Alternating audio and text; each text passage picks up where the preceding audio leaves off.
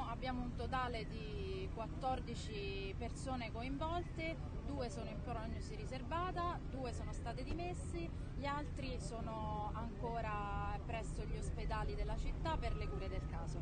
In prognosi riservata c'è una signora di 56 anni, ci sa dire chi è l'altra persona in prognosi riservata? No, non è una signora di 56 anni che è in prognosi riservata, sono 2 residenti. Ok, per quanto riguarda le informazioni di questa mattina, è cominciato un movimento per cercare di capire, nessuna segnalazione è arrivata, ma se ci dovesse essere ancora qualcuno lì.